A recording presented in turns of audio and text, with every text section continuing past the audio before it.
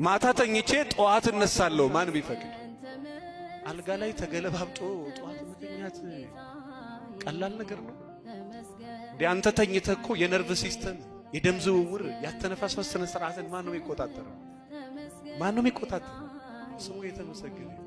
ስለዚህ ዝም ብለህ ከመሬት ተነስቶ እኔ አለው አይባልም።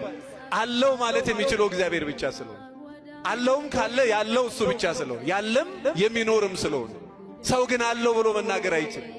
ማታ ከተኛ ጠዋት ላይ ይነሳ አይችልም። ሰውነት ስላለው አለው ማለት አይችልም። አይታችኋል አይደል? 70 ዘመን ሙሉ ካንገቱ በላይ ማሽን ውስጥ ገብቶ ይኖረው ሰው። እኔ በጣም የሚገርመኝ እንደው እጅ ያላችሁ ሰዎች አላችሁ፣ አይን ያላችሁ ሰዎች፣ ያው እግዚአብሔር ምስክሬ ነው። ከዚህ በላይ ሀብት አይንን ያይ ከሆነ ጆሮክ የሚሰማ ከሆነ እግር የሚራመድ ከሆነ ሰውነት ምግብ መቀበል የሚችል ከሆነ ይሄ እጅ የሚንቀሳቀስ ከሆነ እዚህ የጀርባ ነርቭ ሲስተሞች የሚሰሩ ከሆነ እግዚአብሔር ይመስገን። ማን ይመስገን? እቺ ጣት እንደዚህ ተዘርግታ እንደዚህ የምትታጠፈው ማን ሲፈቅድ ብቻ ነው። ያልተያዘ ሰው አያውቀው። እኔ ብዙ ምስኪኖች አውቀው። በጣም የሚያስደነግጥ አዲስ አበባ ላይ የ400 ሚሊዮን ብር ቤት ውስጥ ነው የሚኖሩት።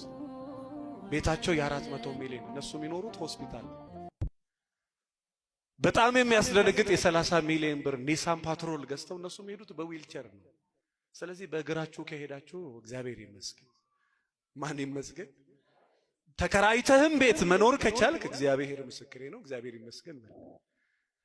ህመም ራሱ ከተሰማችሁ ጨጓራም፣ ጉበትም፣ ካንሰርም፣ ደም ግፊትም ካለ እግዚአብሔር ይመስገን። ለምን? ህመሙ ራሱ የተሰማክ የስጋ ደዌ በሽታ ስለሌለብን ነው። ጤነኛ ካልሆንክ ህመሙ አይሰማህም። ህመሙ ራሱ እንዲሰማ ጤነኛ መሆን አለበት። ስለዚህ ማን ይመስገን? በትንሹ ነገር ደግሞ እግዚአብሔር ይመስገን ያላለ ሰው ዓለምን ሁሉ ቢገዛ እግዚአብሔር ይመስገን አይል እና በተዘጋው ደጃፍ ገብቶ የሰላሙ ጌታ እርሱ የሰላም አባት ሰላም ሰጪም ስለሆነ ሰላም ለእናንተ ይሆናል። ወገኖቼ ሰላም በለኝ ካላችሁት እመኑኝ የእግዚአብሔር ሰላምና የዓለም ሰላም ይለያል። ሰላም ማለት የጥይት ድምጽ ሳይሰሙ መኖር ማለት አይደለም። ጦርነት መካከል ሰላም ያላቸው ሰዎች አሉ። ምንም የሌለ ቦታ ላይ ደግሞ ሰላም የሌላቸው ሰዎች አሉ። ሰላም ማለት የውስጥ ሰላም ነው። ያን የውስጥ ሰላም የሚሰጠው ማን ነው?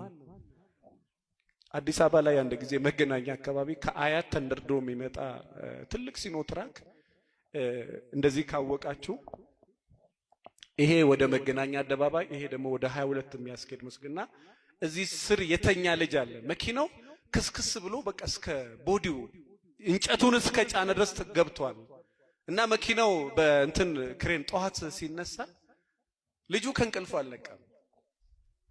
ፍሬን በጥሶ መኪናው ተጋይቶ ሹፌሩ ሞቶ ረዳቱ ሞቶ መኪናው ተከስክሶ እዛ ስር ልጅ ተኝቶ ነው። መኪናው ከተነሳ በኋላ ሞቷል ብለው እንደው ጨርቅ ራሱ እየደረቡ በኋላ ልጁ ከእንቅልፍ እንደሚነቃ ሰው አይኑን እየጠራረገ ነው።